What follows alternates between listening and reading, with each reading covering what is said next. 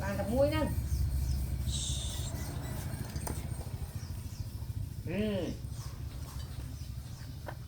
bố là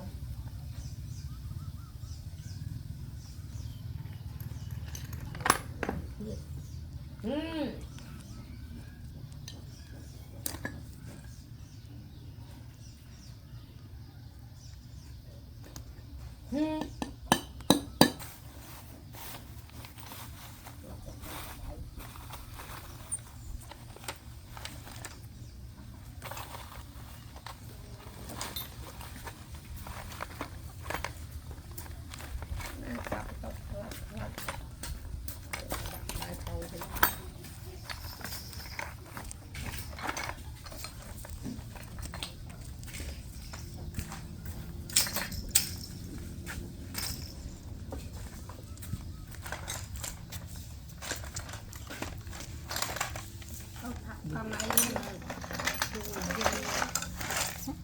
đặt bay nhà nữa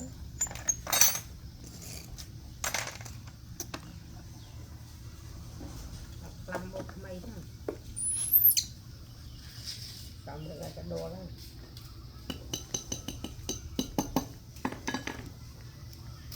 đã mây ơi tao lôi tê ai ta tinh ra anh thắt này chẳng má nhé xong lôi ơi tao má nó xong ban mai ấy cô luôn nọ này thôi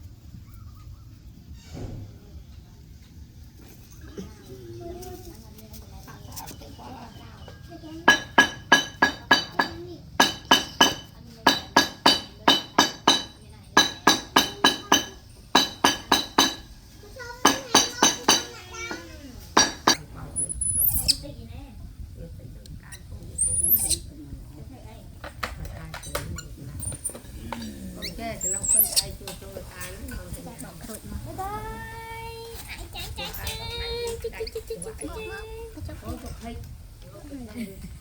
bữa khăn là mùi nè ai gì lối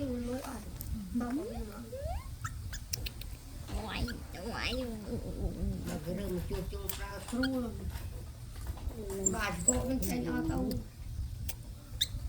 một thấy chưa bà vào chơi đi ra bỏ sữa ai cho ăn chơi mười ai nhiều nữa thôi nè ai cầm cô nó bạn cho cam nó tiền nhiều bằng ly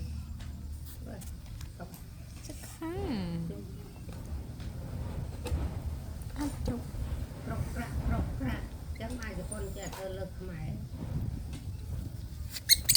bây giờ đông cái đá đấy nó ai miền cọc con nó còn chi lên cha thì còn cái chỗ rồi bạn nuôi lên o lên đấy vậy là con chạm đừng chạm hay không chụp mà nè cặp nó cầm khăn tại chưa hai nhân ra lại chưa rồi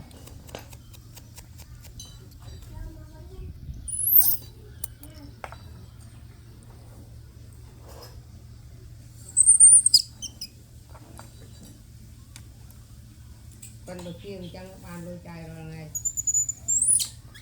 cái bài chọn bài chai bài kia này rồi cái chơi cái bài đấy lên thấy chú cầm xuống bột lao xi đâm anh ai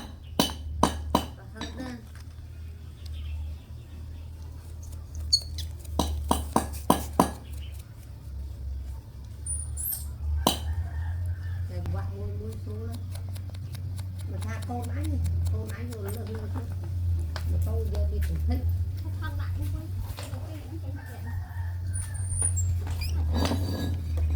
để ta xử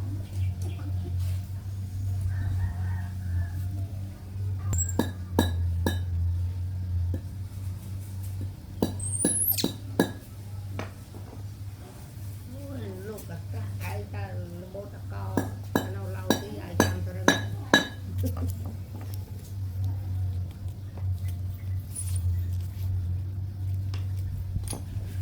Các bạn lấy lấy cây mày.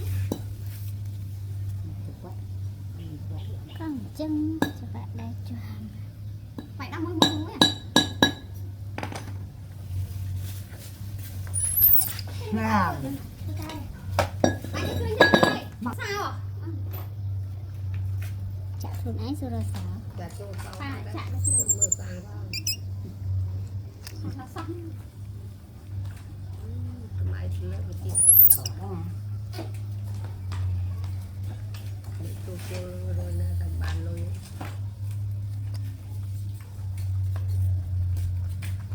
À, sao? Sao? Nào đâu đây này.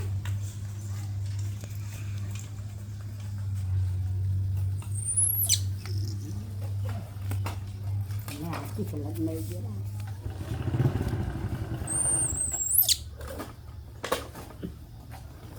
Đắng này.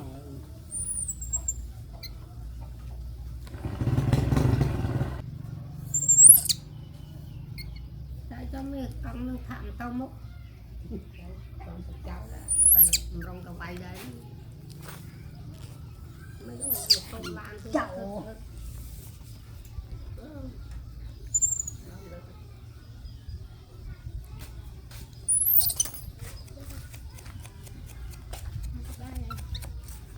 để đi lên món Nằm đây.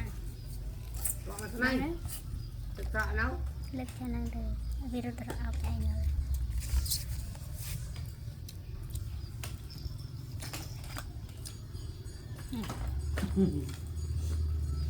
rồi bao nhiêu giờ Anh xịt bài kia nè.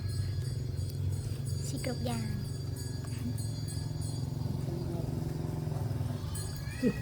chứ làm cân Thôi thì cái gì không lên cái rang không đồng Ta không lá tinh con ở vị trí